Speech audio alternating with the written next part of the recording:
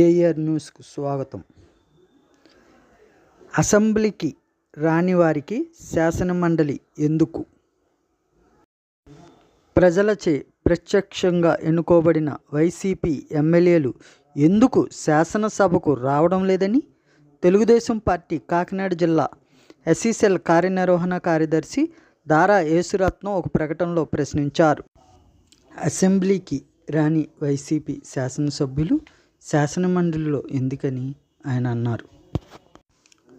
శాసనమండలికి వచ్చిన ఎమ్మెల్సీలు గత ప్రభుత్వంలో చేసిన తప్పిదాలను కప్పిపుచ్చుకోవడం కోసం ఏమి మాట్లాడాలో తెలియక కూటమి ప్రభుత్వంపై అనవసరమైన రాద్ధాంతం చేస్తూ బురద జల్లే ప్రయత్నం చేస్తున్నారని ఆయన ఆ ప్రకటనలో తీవ్రంగా దుయ్యబట్టారు. వైసీపీ నాయకులు పనితీరును ప్రజలు ఒక కంట కనిపెడుతున్నారని, ఇలాగే కొనసాగితే రాబోయే కాలంలో వైసీపీ పార్టీకి 11 సీట్లు రాకుండా గల్లంతవుతుందని ఆయన జోస్యం చెప్పారు. ప్రజలతో ఎన్నుకోబడిన శాసనసభ్యులు అసెంబ్లీకి రాకుండా శాసన మండలికి ఎందుకు? ప్రజల తరపున పోరాడతారని, ప్రజల అవసరాల కోసం అడుగుతారని, ప్రజలు 11 సీట్లు గెలిపిస్తే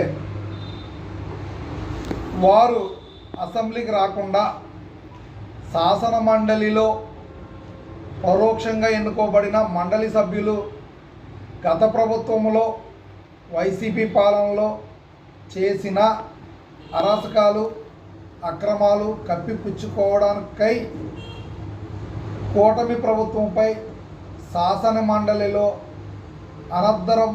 అనవసరమైన రాద్ధాంతం చేస్తున్నారు. ఇది ప్రజలు గమనిస్తూనే ఉన్నారు. కూటమి ప్రభుత్వం చేసే కార్యక్రమాలు ఓర్వలేక వారు చేసే రాద్ధాంతాన్ని ప్రజలు ఒక కంట కనిపెడుతున్నారు. ఇలాగానే ముందుకెళ్తే రాబోయే కాలంలో వైసీపీ ప్రభుత్వం మనుగడే లేకుండా పోయే పరిస్థితులు, ఆ 11 సీట్లు కూడా ఇవ్వకుండా ప్రభుత్వాన్ని వ్యతిరేక కార్యక్రమాలు చేస్తే ప్రజలు మొత్తానికి తిరస్కరించి ప్రజాక్షేత్రం నుంచి మిమ్మల్ని పూర్తిగా పారద్రోలే పరిస్థితులు తెచ్చుకోవడం జరుగుతుంది. ఒకసారి గమనించాలి, బడ్జెట్లో గత ప్రభుత్వంలో కనీసం ఎస్సీ ఎస్టీలకు ఎటువంటి నిధులు కేటాయించకుండా నా ఎస్సీలు నా ఎస్టీలు అంటూ జగన్మోహన్ రెడ్డి గారు కళ్ళబొల్లు కబుర్లు చెప్పి ప్రజలను మోసగించారు. ఇప్పుడు చంద్రబాబు నాయుడు గారు, కూటమి ప్రభుత్వంలో పవన్ కళ్యాణ్ గారు, చంద్రబాబు నాయుడు గారు, లోకేష్ బాబు గారు ముందు కొనసాగుతూ బీజేపీ కేంద్ర ప్రభుత్వం సహాయ సహకారాలతో మంచి బడ్జెట్ని ప్రవేశపెట్టారు. దీని మీద కూడా మీరు రాద్ధాంతం చేయడం అనేది తగదు.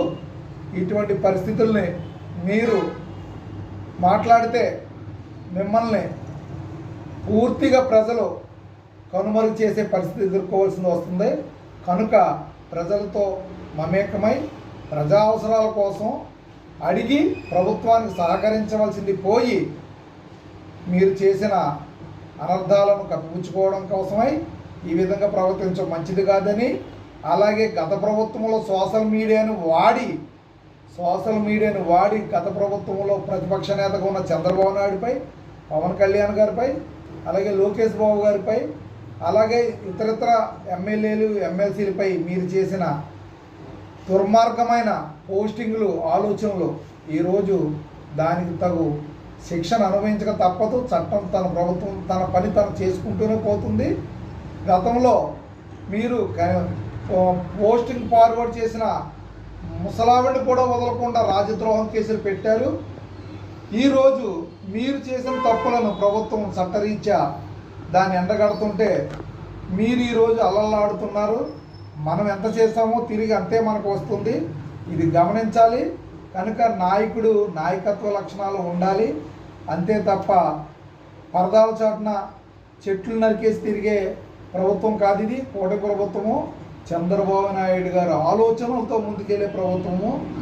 అలాగే పవన్ కళ్యాణ్ గారు తోడయ్యి, అలాగే లోకేష్ బాబు గారు సహకారంతో ప్రభుత్వాన్ని మంచి ప్రభుత్వాన్ని నిర్ణయించారు. మంచి ప్రభుత్వాన్ని ప్రజలు గర్వించేదగ్గ ఈ ప్రభుత్వం చేసే అడుగులు ఆ విధంగా ఉన్నాయని మరొకసారి తెలియపరుచుకుంటూ అందరి దగ్గర సెలవు తీసుకుంటున్నాను.